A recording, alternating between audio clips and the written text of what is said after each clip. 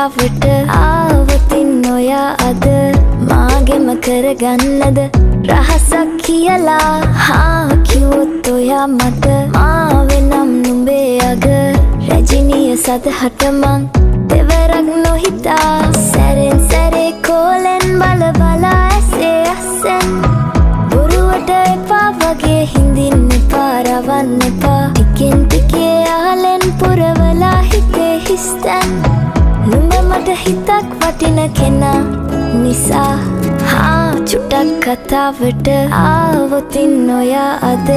මාගෙම කරගන්නද රහසක් කියලා කිව්වොත් ඔයා මට මාවෙනම් නුඹේ අග රැජිනිය සදහට මං